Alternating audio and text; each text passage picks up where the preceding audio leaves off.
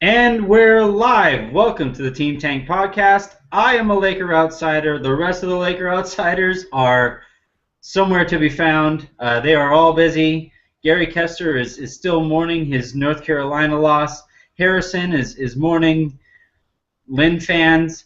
So I figured, you know what? Laker Nation is as depressing as it can possibly be. I'll bring somebody who's been sitting in the dark all day today. Literally. Justin, how are you doing?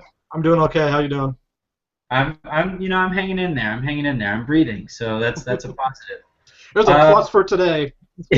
Yeah, as long as my head is 6 feet above ground and not under it, we're good to go. It's funny you said breathing because that's how I actually answer text messages from people when they ask me how I'm doing. I'm alive today. Today was good. Yeah. Today was okay. I get to host a podcast today, so so long as I get to do that, it's not a terrible day. I hear you. It's also a pretty good day because the Lakers got back to their losing ways. They overcame a tough first half, faded in the second half, and Toronto, who's been struggling mightily, took care of business on their home court. I honestly, neither Justin nor I watched the game, and there is nothing more boring than listening to us go through the box score. So those of you listening live or those of you who did watch the game, send me your own recaps. Fuck it, I'll retweet them. I do want to get into this whole how close Orlando is right now with the Lakers. It's only a 1.5 game difference between the two teams. So, Justin, what are you thinking as far as final spot for the Lakers? Do you think they hold on to the 4th spot? I think that ship has sailed as far as trying to get to number 3. Yeah, they're what? They're 1 up in the win column on Philly. They're 3 back in the loss column. Yeah. I just think they're so firmly entrenched into the 4th spot. I mean, I can't really see Orlando's schedule coming up isn't even that. It's not like it's easy, I guess. San Antonio, at Minnesota, at Milwaukee. I mean, there's nothing to say they win those games. Mm-hmm. Chicago, Toronto, the Knicks they might win, but that's a back-to-back. And then they finish with the Heat and the Nets on the road. I mean, I don't think the Lakers are gonna overtake oh my God, was it Philadelphia? They're not gonna overtake Philadelphia for the 3 spot. They're the next team. Yep. Yeah, I just think that they're pretty much the 4. I mean, and that's better than 5. Oh yeah. That's way better than 5. That's the biggest difference there is between the 4 and 5 spot, right? Because you're looking at a 80-something% chance versus almost a coin flip, a slightly weighted coin flip in that 5 spot. As it stands right now, the Lakers have played 71 games. Orlando has played 74. So Orlando only has 8 games left. Obviously, the Lakers have 11. Don't worry, math is not my strong suit today either, so I understand. Hashtag math is fun. I mean, it's hard to see. They're even in the loss column. But the Lakers fortunately play in the Western Conference, so just inherently their schedule is going to be a little tougher than Orlando's. Yeah, and I'm looking at their schedule. I'm looking at the Lakers' schedule. It's at Nets, back-to-back in Philadelphia. Yeah, and then I'm looking New Orleans at home. Portland is always a tough game. You guys twice.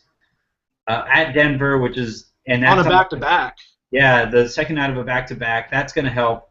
Minnesota again, which is a humongous game. I hate you so much, Minnesota. And Bennett Salvatore, I swear to goodness, if I saw you for calling that stupid call on Jordan Clarkson, or for Jordan Clarkson, and then not calling anything when they're both mugging Andrew Wiggins for that alley-oop. Oh, Bennett Salvatore. Oof, you better hope for some salvation, Bennett Salvatore. When I saw that call, I actually chuckled because that's a call they let go a lot of the time. And it was just like, I'll call it now. Like, what? Yeah. They let it go the very next play. Did you see the next play? Oh, yeah.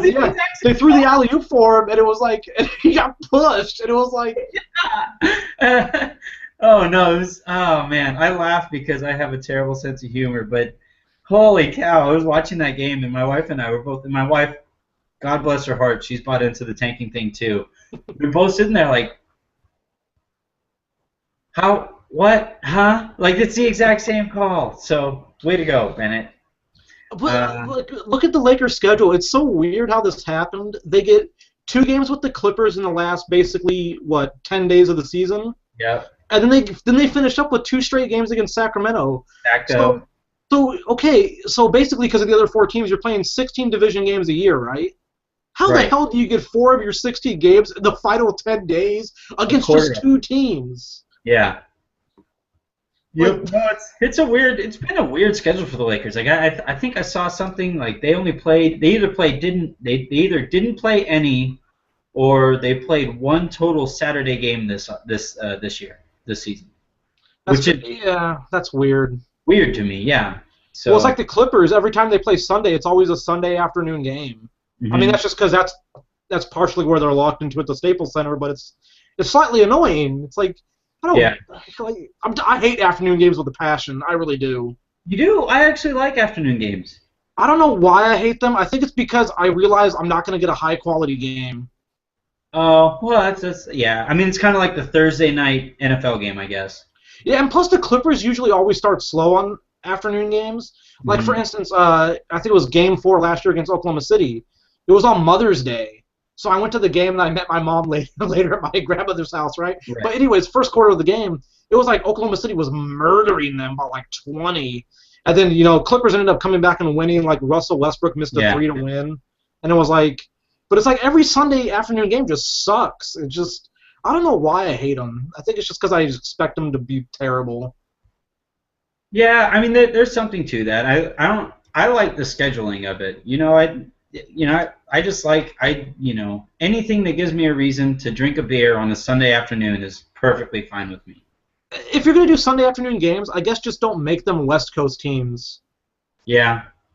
because I that's a guess. tougher game for them. Yeah, it is. It is. But I mean, yeah.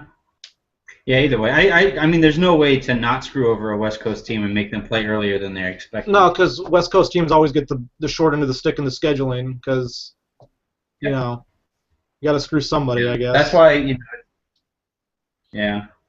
All right, so we talked about the final spot. I kind of agree. I'm a little worried about Orlando, but I would say for the most part, the Lakers will probably have an 80% chance of keeping their pick heading into the lottery.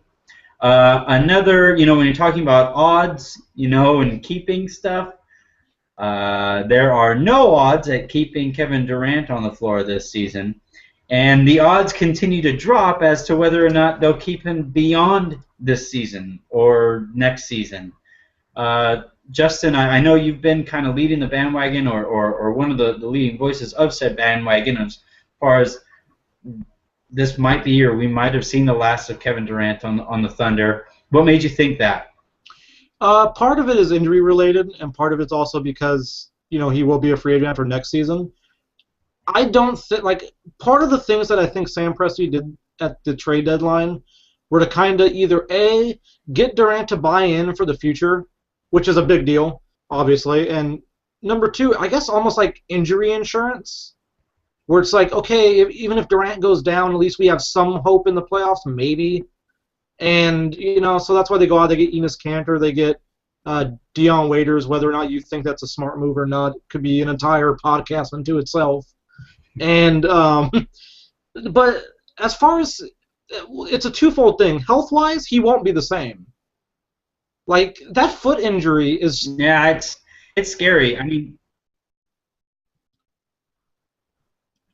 yeah, well, it is scary. It's scary because, like you and I said before we even went on the air, it's not like he's a 6'4" guard, or just some clunking big man who doesn't move that much. He's a 7-foot wing player who moves like a guard, who needs his feet and he needs his explosiveness, he needs his first step, and everything is so driven. And it's predominant. It's his right foot, I believe. mm-hmm. It's like so that's his dominant foot and all that stuff, and it could lend itself to just more, as we saw this year, more and more injuries. You think he's coming back, he plays great, he's not here for long. right? And I mean, you talk about foot injuries in general for 7-footers, 7-foot plus people. Um, the history there is bloody. The history there is bloody when you're talking about Bill Walton and Yao Ming, and those are I think he broke the same bone as those guys, and that hindered their career. They were never the same player after they attained that injury, and there's a lot more technology now, especially compared to Bill Walton, and Yao Ming was a special case because he was 7'6" or whatever he was, or 7 foot. Yeah, I think it was 7'6". Yeah. So that's slightly different because those are mitigating circumstances, but still, at the end of the day, you're still talking about a player who, like you said, moves like a guard, but is 7 feet tall, and oh man, it's a bummer. We talked a little bit before we came on, before we started the podcast, and we had mentioned ownership with Oklahoma City. I'm not going to go all the way and say that this is what you get because, one, people who root for injuries are the lowest of the low, and two, I don't think karma plays that big a deal in anything. But I will say this, though, and I tweeted this today when we found out, that was my immediate response when we found out about Durant, other than, dude, get better because the league is more fun with you.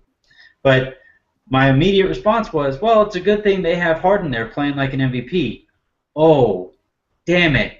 He's playing for Houston. And I'm sorry. You're messing with the basketball gods when you break up a core like that. You just don't do that. Whatever thinking that you had as far as saving a couple $1 million and not wanting to bring back James Harden, whatever you're thinking there, stop thinking that. When you're Bill Cosby and you have everything going for you and you think, hey, I'd really like to be with this girl and do whatever it takes to be with this girl, don't think that. Don't do that. Whatever you're thinking, just stay away, right? And a major part of Oklahoma City's problem with the front office is they're so fixated on saving money. Oh. And that bothers me. And that's funny coming from a guy who, rooted for, Donald Sterling on my team, and the guy didn't give a shit about spending money at all, but as long as he was making it, And it's but I know what that's like as a fan.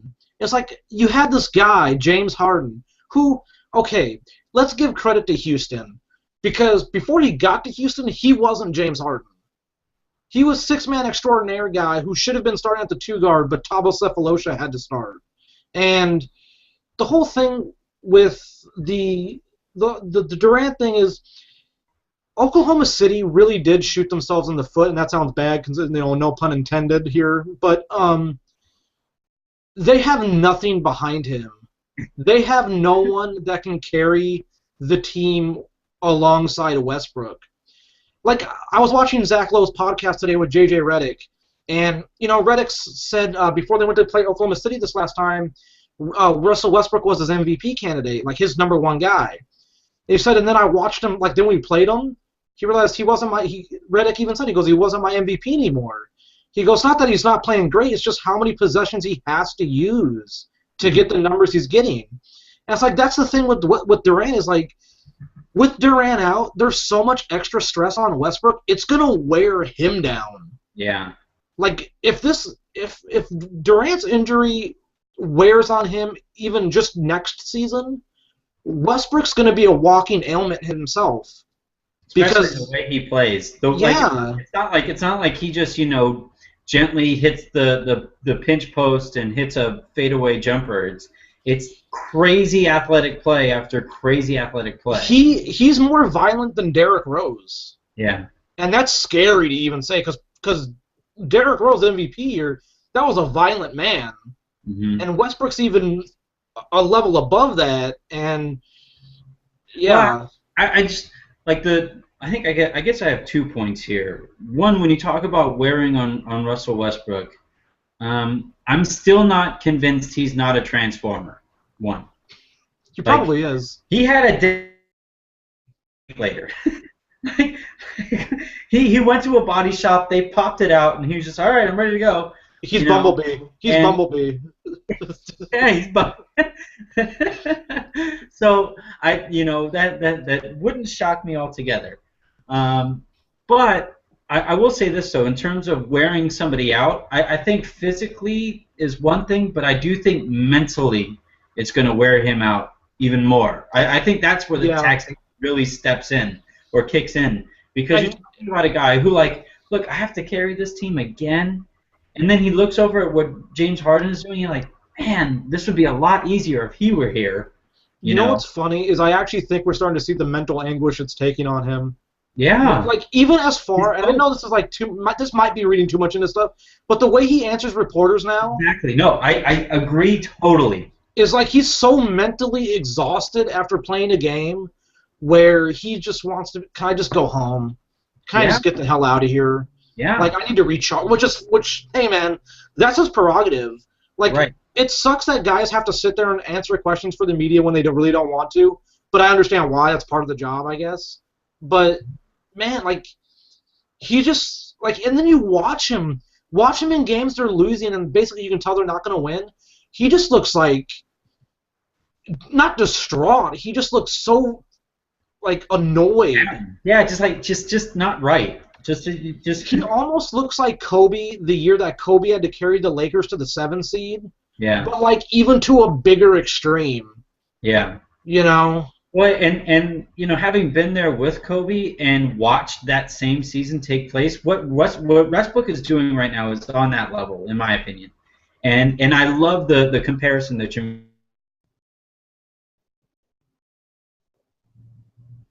have to carry an entire city. And when Yeah. Kobe was going through it, it made me so damn frustrated, because it's like, one, he's doing,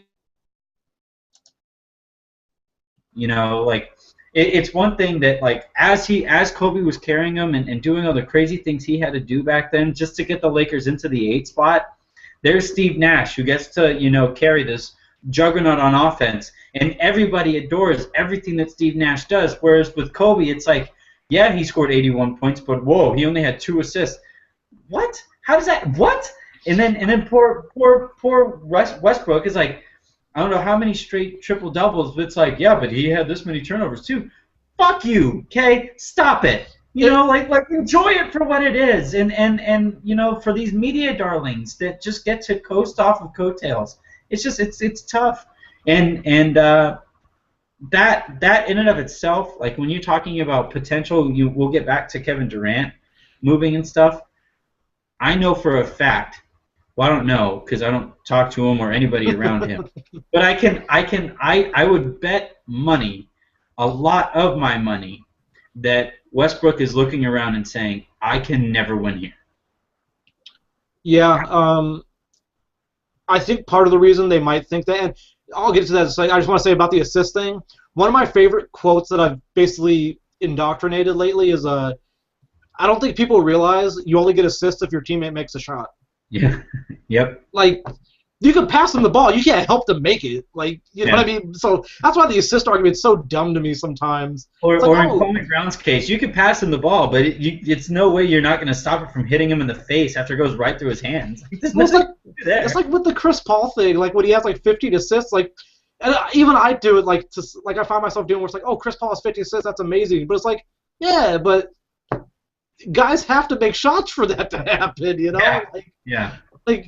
But with the Westbrook and Durant thing, I think the front office has just gotten to a point where I think it's left both of them so mentally taxed, and now it's physically taxed, to where all those minutes they played as youngsters is now it's catching up to them. And think about it. Think about all the long, forays they've had into the playoffs. Last year, the Western Conference Finals. I mean, this is a lot of minutes. Like, we always look at LeBron and we're like, oh, LeBron's played, the most minutes by anybody at this age ever. It's like, if he didn't get injured, Durant would have broke that. Right. It's like. And the type of minutes too. The type of minutes. They're strenuous minutes. They're tough. Guys are like Tony Allen's hounding Kevin Durant for 35 minutes a night. He's like Tony Allen's his jersey for that night. Kawhi and Leonard's inside his shooting sleeve or whatever. It's like. And I think at one point this season, Durant and Westbrook were in the top 5, both of usage. Yeah, and my shocked face is not even present because it makes sense. Who else is going to get the ball on that team? Dion Waiters? Right. Come on, you know? I Right. mean, and one thing it's sort of been talked about in the blogosphere and Twitter is how bad Enes Kanter's made them defensively. You know, it's like they got Enes Kanter. Oh, they're scoring great. Yeah, they're not stopping anybody. Like Westbrook, his defense has regressed this year because he feels the need to gamble on defense just to get offense. Yeah. Like, so he's leaving basically he's gambling off his man. You know, Chris Paul's dribbling around him and by him because he's tired from, you know, having to do everything offensively. I generally feel bad for Westbrook. Yeah, I just we kind of hit on the ownership thing. I don't think like Dan Gilbert's in the class of himself. Like if he's in a special, and by special I mean effing terrible. I hope you. Nah, I'm not gonna wish bad. You want a special hot take with the Cleveland Cavaliers that I had today? Like it dawned on me today. They're one of the worst 5-run franchises in the NBA. Yet they got rewarded. Front office wise, think about the stuff they've been rewarded with and how they've still screwed it up sometimes. Yep. No, I agree. But I would say when you talk about ownership, I mean the move to Oklahoma City, like they started out their ownership by robbing a great NBA city of their franchise. So that's like there's no such thing as you can't make up for a bad first impression. Well, that's about as bad as it's going to get. And it hasn't gotten any better since. You talk about a franchise who traded away James Harden for pennies on the dollar because they didn't want to spend dollars on the penny. But now they're gonna pay Enes Kanter an extension because you got to pay somebody the money. You know? Well, right. But even if they do that, like the reason for doing that is to convince Durant and Westbrook, hey, please stick around. We promise we'll spend. We'll promise we'll spend. And then what's going to happen? They sign an extension, bam, back to being cheap asses again. Right? And you can bet your ass that Durant and Westbrook's advisors are telling them that. And if they aren't, they should be fired because you cannot trust somebody like those guys. You just can't because they're going to mess it up. And, I wrote in an article maybe a couple months ago basically that, we love to pick apart players who didn't win championships. But if Durant and or Westbrook finish their careers and play their entire time there in Oklahoma City but don't win a title, how are we, we're all going to look back, or there are going to be people who look back and blame those guys for not winning titles when it's like, I'm sure they would have won a title if they would have kept James Harden. I'm sure they would have won a title if they would have, made a couple used Kendrick Perkins corpse before this season. Well, I was telling someone, I had a conversation with someone the other day. I want to say I had a conversation with Mark Travis, I believe. And it was like we were talking about Oklahoma City the other day, and we're having this extensive discussion, almost like you and I are. And I randomly said, and it dawned on him that it could be happening. What if they trade Serge Ibaka? Oh, yeah. Like, they get Enes Kanter, and it's like, you know what? Let's maximize Serge Ibaka's value and just get something for him. And it's that would be such a Thunder move, too. Well, and that's the thing, though, is that with the vast majority of the franchises in the NBA, you wouldn't even think that that's possible. No. But they've done it already. You're basically giving up a guy who I would probably say is top 5 at his position. Oh, yeah. Well, go look at, I wrote the entire article. I could probably just read the damn thing. But, like, you look at the guys that they drafted. Durant, Westbrook, Harden, Ibaka. Those 4 players, you could argue, are in the top 10 most talented players ever at their position. Yeah, probably. Ever, ever. And in terms of pure talent, yeah, probably. Yeah, just talent. I'm not talking about like actually, all that stuff. Yeah. But you look at those 4 guys, and they somehow managed to only make one final with them. And we're now talking about they might trade Ibaka, might they trade Durant, might Westbrook peace out. I'm sorry, but if that happens, that's one of the utmost failures in the history of professional sports. in the history of professional sports, and I'm not sure it's particularly close. 20 years from now, that'll be a 30 for 30. It should be. It would be like it would just be like something like what if I told you that they had everything and then gave it all away, or some stupid moniker like that, Like It would be like 30 for 30. Oklahoma City. I can't even come up. I'm not even witty enough right now. But it's like something like, what if I told you they gave you Zeus's power of thunder and decided to give it away? Yeah. I mean, you look at what Oklahoma City was given, and it's funny because everyone praises Sam Presti. I think he's a very good guy at his job. He's hamstrung. But here's the thing.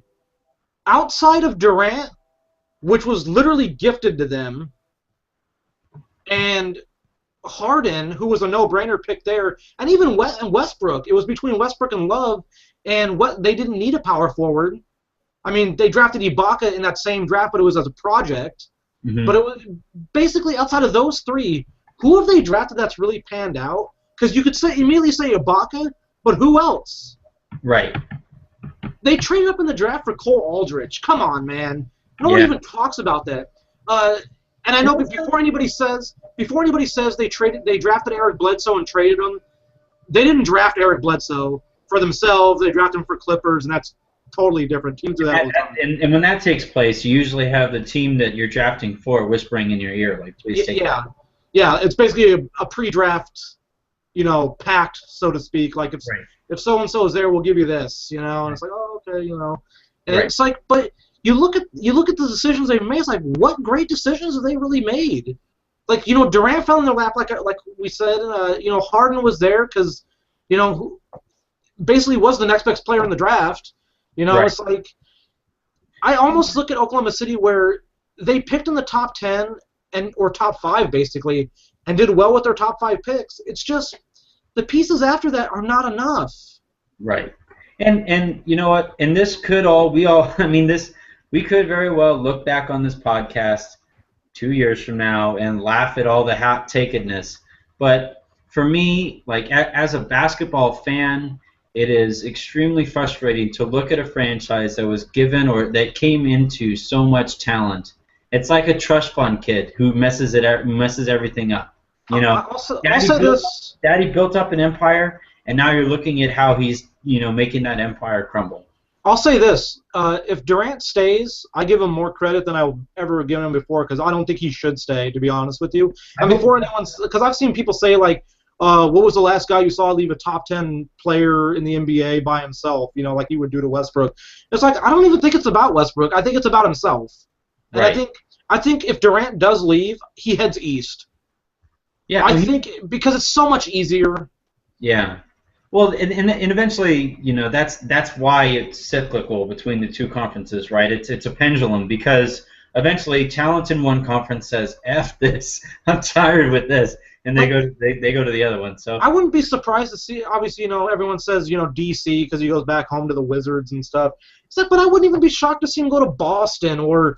I'd be shocked at Boston just because of the city's history of racism and all that, but. Yeah, well, but even places like Orlando or Miami. Chicago. What happened? Chicago. I mean, but I could see Orlando or Miami just because there are no tax states, no state tax. It's like, oh yeah. And it's just, I think this day and age, guys are just tired of being in the West. Well, this is my favorite aspect of this generation of player, and it's something that a lot of people hate about this generation of player.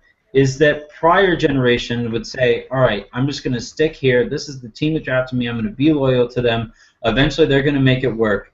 This generation of player is saying, no, I am not going to stay. I'm not going to stand by here and watch you bungle my entire legacy. And people say that this generation is not loyal. You're going to say they're selfish. You're going to say they're this, that, or the other. I'm happy with it. The more you do that, the better. Push these guys to be better at their job. Yeah, you got to be selfish. It's a ruthless business, basically. You got to be ruthless sometimes. Sometimes the players need to realize they hold the cards, not the other way around. Exactly. Like, before people sit there and say, "Oh, Tim Duncan was loyal," but it's like Duncan almost bolted for Orlando. Yeah. You Kobe know? bolted for your Clippers. Yeah, I mean, and it was what, like a last-minute ditch effort by Jerry West, who basically told him they're going to trade Shaq. Right. It's like, you know, guys just want to feel important, and sometimes when you don't make the right decisions to make them feel important, you're screwed. It's not even just important though. Like I don't want to say, because when you say they want to feel important, that implies Yeah. selfishness. Like for me, it's they want to feel like they're a part of something that's winning. Like I'm not gonna lie, I left Rant Sports, and I'm nowhere near as talented at I will never be as good at anything I do as NBA players are at what they do. Just get that out there on the forefront. But I That's a will hot take. That's a hot take. but with Rand Sports, I did not like the angle. I did not like the direction they were going. I couldn't stand behind the things that they were asking some of us writers to do. And because of that, I wanted to go somewhere that I felt, I was a part of a winning organization. And Rand Sports, they're earning all kinds of stuff. Like I looked up their net earnings on their site. They're doing a great job, and the people that are working there are extremely smart. But I just didn't want to stand behind that kind of stuff, and that's what these players are saying now. Like there are probably smart people in these organizations, but if they aren't going to do whatever they can to improve my chances at a positive legacy, I'm out of here. And that's perfectly fine. That's what you should do. That's the purpose of free agency. Well, it's funny because before you and I, went live, we were talking about you just got to do what you find fun sometimes. You really do. And it's like, I think sometimes players just get to the point where it's not fun anymore in a certain situation. I mean, that's a tough job. They're on the road a lot. They're picked apart. Like everything they do is hypo-analyzed. Especially this day and age in the Twitter and social media age, where every single play you're either great or you're trash, or someone breaks your ankles, you're automatically on Vine 10 seconds later. It's tough. I mean, like, let's be realistic. If Jordan played in this era, and he'd be a wreck. Oh yeah. He'd be cussing people out daily. Yep. No, and I mean, all those prior generations. I always laugh when you get the hot takes from old NBA players, and that's another podcast we could cover on. Yeah. You and I could have a field day with that one. Oh yeah, I mean you talk about like players that are analysts, and I've yet to see one that's really really good. It's rare. You maybe Brent Barry, he's pretty good, but yeah, there's so many you could name that are just so terrible though. That's the thing. Yeah, and that kind of takes us to our next topic. Both you and I, we are both fans of franchises who have or had voices. For you, it's Ralph Lawler. For me, it was Chick Hearn. Currently, I'm a Dodger fan. Shout out to Los Doyers. Vince Scully is the voice of that franchise. When you talk about the way teams are covered or the way we watch sports nowadays, we're in this era where we no longer, or those voices of teams are literally and figuratively dying out. Tonight was Hot Rod Hundley. Rest in peace, sir. I enjoyed. You were a former Laker. I know Kobe had immense respect for you. I remember your last game. Kobe went to the desk and made sure to show his respects there. Utah Jazz fans, I totally understand what pain you're going through right now. I remember exactly where I was when Chick Hearn fell off his porch and eventually passed. I remember exactly what I was. I cried that day. I'll go through all of that. I can totally understand what you guys are going through. So thoughts and prayers to Hot Rod Hundley's family and all you Utah Jazz fans out there who are living with this right now. Justin, you're a fan of Ralph Lawler. You guys had Ralph Lawler Day, and without getting into what we think about that actual day, we had talked about a little bit, about, man, that's going to be a sad day if and when Ralph Lawler finally passes. Yeah. What do you think of this generational gap, it would seem, in voices that are just kind of going away from teams? Yeah. the older generation was more or less there to entertain you.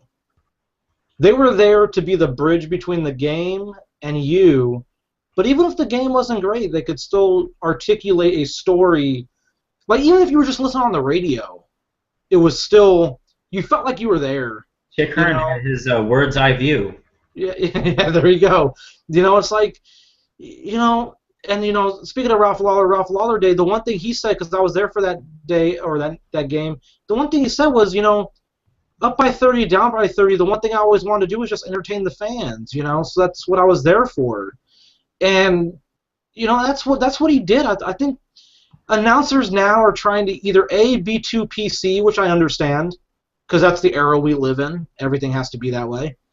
Or B, they're just so, like, not slanderous, but they're, like, almost derogatory towards other players. Oh, yeah, that's my pet peeve. Like, I can't stand here in a broadcast where someone's just basically crapping on somebody. It's like, yeah, we get it. They're not that great. No one said they were. Right. Like, that was always my favorite aspect of Chick Hearn. And again, I'm biased. I'll fight to my dying breath that he is the greatest voice in the history of play-by-plays. Probably in the history of telecast, I would say he was the most talented person that ever worked in that. And again, I'm biased, but that's my take. It'd be between him and Vin Scully, probably. Yeah, I'm freaking spoiled. I'll go ahead and say that. I mean, I told someone like 2 years ago. I said it would be a 3-person race between who can narrate my life. Everyone always picks Morgan Freeman, so obviously he's there. But he'd be the distant third. But the other two would either be Liev Schreiber or Vin Scully, because Vin Scully would come up with some facts about myself I never even knew. like just some crap that no one even knew about. Like, in the 3rd grade, this is how he rolled up his socks on January 6th. It's like, what? Like come on, man. Like, on October 23rd, 1986, a skinny little Mexican boy was born to a skinnier white man named John Irwin. And then he would, like, talk about the weather that day and how, like, something happened in the world that, like, dawned why that should have happened in the day. And it was like he'd have some crazy stat about the doctor who bore me that day. Yeah, but basically, he would always drop in the phrase, "But wouldn't you know?" And it was like, oh no, I wouldn't have known that because only you would have known that. It's like the doctor was actually he was in a hitting slump. He'd lost 4 straight babies, but wouldn't you know, little Anthony Irwin would be the one to break the streak. He got the curveball, and wouldn't you know it, he knocked it out the park. And back to the game. But the one thing I would love to see Vin Scully do is narrate car chases, because I think he would be like the greatest person ever at car chases. Like, he would give you insight on the person driving that even the cops wouldn't have. Yeah. No. Yeah, this person got the wrong coffee this morning, and that set everything up. And that car is a beautiful piece of machinery. It's like those Goodyear tires. He would even say what what brand of Goodyear tires, Yeah, like the measurements and the wheelbase, and he'd just give you everything. It'd be phenomenal. No, but those are the kind of guys that aren't existing anymore, or at least not as often. I do wonder, though, if part of it is what we hold announcers to be. I mean, like when you talk about a Michael Jordan, when you talk about Magic Johnson, when you even go further, you talk about old baseball players, Babe Ruth, Willie Mays, all those old pitchers. They're Paul Bunyan figures, right? Like, yeah. And they could do no wrong because we never saw them do any wrong. And with Chick Hearn, with Ralph Lawler, with Vin Scully, we never quite saw those guys do any wrong. I mean, I remember, like, at the very end of Chick Hearn's time, like, he would get names wrong for whatever reason. He'd call, like, Derek Fisher Shaq at the line. Ralph Lawler does that, which is why I think he's going to retire at the end of the year. Yeah, it'd be too bad if he did. They usually hold on for another year or two after that starts happening. Like, this is Vin Scully's last year, I believe. It's always Vin Scully's last year. like every year has been I think Scully's he's best. waiting until they win a World Series, and I don't blame him That one bit for it. that's what I think. I kind of think that's why Ralph's hung on, is because the team got good and is like, let me hold out, see what happens. I mean, well, But for God's sake, Ralph Lawler's the only Clipper that even deserves anything retired right now. he's gonna get a statue. He'll have a statue because I know Chick Hearn has a statue, so I know. And they were really good friends, so. Well, I think there's a mutual respect there because I know. Like I think all those guys. Because who's the guy who does Kings games too? Oh yeah, I can't remember his name right now. Yeah. But I know like those. I guess they're there's some kind of rat pack, I guess. But And it wouldn't shock me if they put Ralph's statue next to Chick or something, and. Yeah. I mean, that'd be really cool. I think that'd be really cool if they could do that. That would be cool. I mean, it's just such a different day and age, as we keep saying. I mean, announcers aren't like they used to be. It's almost monotone, and if it's not monotone, it's not Homerish, but it's very one-sided on things. Oh, I hate Billy Mack. I hate him with a passion. He's terrible. He's a really nice guy. I'll say. Sorry, he Billy. seems like he's a nice guy. I mean, I'm sure a lot of them are nice guys. I've met him a couple times, and every time I've met him, I walked away from the conversation like, "Wow, that guy is freaking cool." But he's terrible on the air. He's not good on the air. I would say of guys who you could see sliding into that voice of our generation, if not for our team, but our generation. Like Marv Albert was kind of the national voice of the prior generation. Couldn't you see Kevin Harlan kind of sneaking in there? Yeah, I could, because he's got such a distinct, almost said flavor, but I guess instead of flavor, fervor. He's got a different like he's got his own stuff, and that's the thing. I think you got to be unique. You really do. But then you notice the announcers on other teams or other areas that try to be unique, but it's like, no, it doesn't work. Yeah, you have to be unique without looking like you're trying to be unique. Yeah, you can't force it. Right. And that's the thing. Like, I don't think Ralph and I don't think Chick and Vin, I don't think they ever forced it. No, I mean, that's who they were. Yeah, they knew what they were, and I mean, I'm trying not to make another Bill Cosby joke and forcing it, but no, I think when you're looking at just one talent-wise, just one, like when you talk about people who are as talented as those guys, I think those guys were insane. I mean, like you talk about Vin Scully's ability to just call up random facts, or even I know he has a team working with him, but to make it seem like he's just calling up random facts is incredible. And Ralph Lawler's ability, like to stick with the oh me, oh my, and bingo, like all that stuff. He made that his own, but it never felt forced. And it's funny because Ralph he even bingos for the other team. He does. Which I actually like. And it's a different bingo. It's a different bingo, but he still does it. Yeah, he still does it. I mean, it's like a bingo. It's like crap, but it's cool. I mean, dang it. Pretty much. I don't know. There's not very many announcers now. I just look at I gotta listen to this guy. Yeah. I mean, now if I listen to an announcer, I'm trying to I try to listen to a broadcast just to hear how much stuff they get wrong. Yeah, but that's kind of what we were talking about before, though, right? Where, again, like the Vin Scullys, those guys are Paul Bunyan-y because they could do no wrong for us. Whereas nowadays, everything is hyper criticized, every aspect of it, like everything. And part of it is on the executives. It's their fault for hiring former players, but the former players suck at their job, and we're going to point out for those guys sucking at their job. Yeah.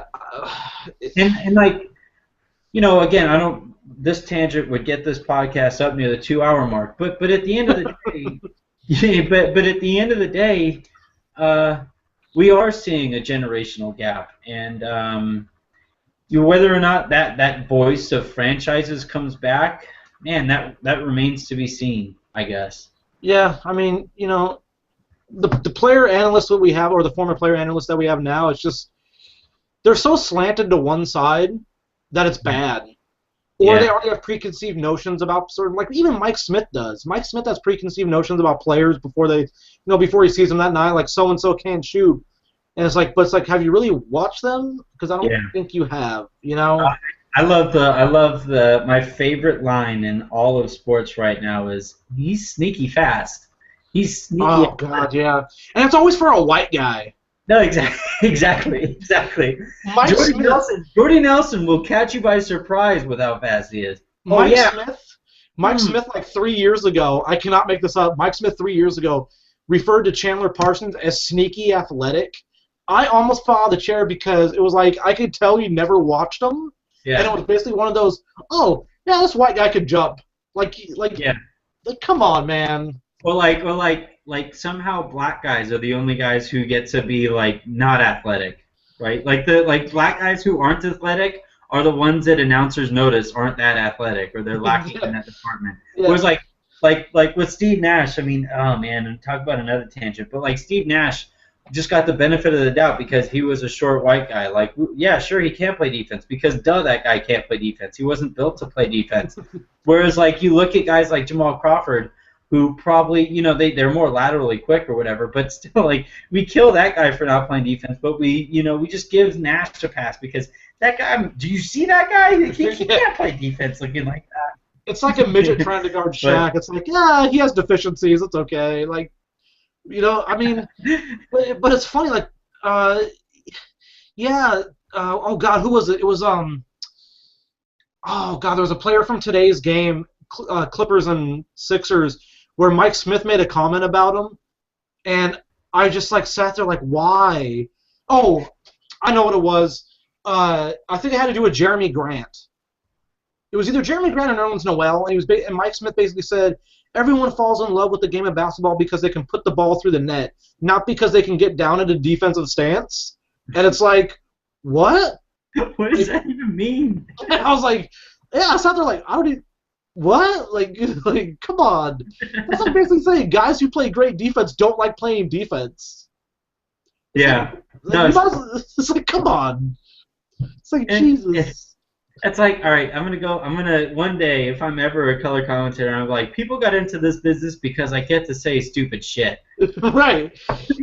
You don't get into this business to say smart stuff. It means I get to come on here and say what the hell I want. You got to accept it.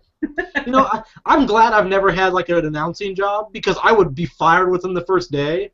Oh, I'd be in trouble. I've made 2 Bill Cosby jokes. I'd be in, like, by halftime, you'd be like, get that guy off the air. Well, I say, like, well, you and I both say crap like that we get us. I cuss a lot. I'm just a natural cusser. Mm-hmm. Like, I have to refrain from cussing, like, in articles. Because sometimes I just want to be like, I don't care. But it's like, man, I can just imagine being on air and what these athletes want to, or, athlete analysts want to say half the time. I'm sure they really want to, like, just let loose. And what we hear them say is them toning it back. But but to us, it's like, you're not toning it back at all. Like, like, you might think you're toning it back, but you're not. We can see it in your eyes, sir. Yeah. Oh, Clyde Drexler's the worst. When they show Clyde Drexler, oh, man. I've never seen it. Oh, he does the Houston games as the color commentator. He loses his mind when James Harden doesn't get foul calls. Oh, yeah. Well, I mean, that's... Of course. And it's like, dude, he gets a lot as it is. It's okay if he doesn't get this one. It's okay. He's going to get the next 3. We can relax right now. That's like that guy who, like, sees one beer after drinking 20, sees one beer that has, like, a sip left in it. Like, we have to leave. We can't let that soldier behind. Dude, you get 50. Like, you're going to be fine. It's going to be okay. You're going to be hungover. Let it go. It's like when you go out to eat at, like, Applebee's or something, and you have the mozzarella stick, so there's one mozzarella stick left. Yeah, exactly. There's always that one person. Oh, we can't leave the food. Really? We can't leave the one mozzarella stick out there? They're bringing a dolly over for you. You don't need that mozzarella stick. Because if they eat the mozzarella stick, it's going to kill them. You know? Like, exactly. But that's where we are with announcers, though, is... Yeah. It's not like the heyday. Of course, that sounds bad because, looking back, everything's always better in the past. Yeah, and there's something to that. It's just that, like, I don't know if the culture lends itself at this point to that type of personality on the air anymore. Yeah, I don't think it does. I think you have to be very, in a way, almost diplomatic at a point. Yeah. And back then they were, but it was, you remember they traveled with the team on the bus every day. They, Yeah. they were doing all this stuff together. They were part of the team. Well, Chick Hearn actually was like some type of GM or some type of advisor to the Lakers. So people don't realize how much he had to do with that team or with the success of that franchise. Yeah, I wouldn't doubt it. I mean, it's you gotta remember at a certain point you're basically just family. Yeah. Like almost like the Godfather, so to speak. Like No way. yeah, Well, you literally speak for the entire franchise. When you're the team's play-by-play and or color commentator to a certain extent, but when you're the team's play-by-play, it is your job to put the team's. You're the voice. You're the face of the franchise for people who are watching from home. And yeah, I guess in that, I mean, franchises because of that, I guess might err on the safe side nowadays. yeah. I guess partially because they don't want to get in trouble. I mean, Ralph Lawler, Mike Smith got in trouble for the was it the Hamed Haddadi comments they made years ago. I remember that. Basically because they said like it had to do with him being from like Iran, I believe it was. Mm-hmm. So they make a comment like, "Oh, from that Iran," or something like that, and like people, like Yeah. because how people were like that. But I mean, not to say they weren't blame free or anything, but I mean, today if that was a new announcer, they'd be fired. Right, like and we've all put our foot. Like I've put my foot in my mouth with a tweet or two. I mean, not necessarily with what I actually said or what I actually meant, but how it was read. And I guess perception is kind of reality. It's like when you read text messages and for instance, if you ask someone a question, they say no, like it's a yes or no question, they just say no. You read it as almost like a hostile no. Yeah. Because that's how people read it, like in your mind, like that's how you take it. You have to add like either you have to say no or like no I'm good or no thanks or something like that. But when it's just no, like, oh geez, what did I do? Yeah, exactly. Like everyone always, it has this connotation where like it's so bad, Right. And I think that's where it is with announcing is there's a lot less entertainers. It's a lot. Right. There's a lot less entertainers and a lot more just talkers. Yeah. Yeah, that's a good way to put it. And you see like the success that Bill Simmons has had with his podcast, where it's just he's taping a conversation. Yeah. That's interesting. Yeah, I mean, sometimes that's just the best way. Just it sounds funny to say it on a podcast right now, but just be yourself sometimes. Yeah. I mean, you don't gotta sugarcoat stuff. I mean, unless obviously what you might say could get you into trouble if you don't like verbally tone it down, so to speak, and make it kosher for the ears of listeners. I have no idea what I just said, but it sounded really great as I said it. You said kosher, and now I'm hungry. I have dill pickles. I might go have to eat some. Pickles are amazing. That is a hot take for today too. Is pickles are. If it's a spicy pickle, it's a hot take. Oh man. All right. Well, on that note, we're gonna go ahead and wrap this up. Appreciate you coming on late notice here. No problem. It's a Friday night. I'm gonna get back to moving, transporting my life. 15 minutes from where I currently am. That's not going to be fun. I don't know quite yet what the situation is going to be, listeners. For those of you who are interested in the show on Sunday, we're supposed to have a guest, Philip Barnett, but I might wind up having to reschedule because of my move, unless one of the other guys want to try their hand at hosting with a guest, which is always fun. That's always fun for me to listen to.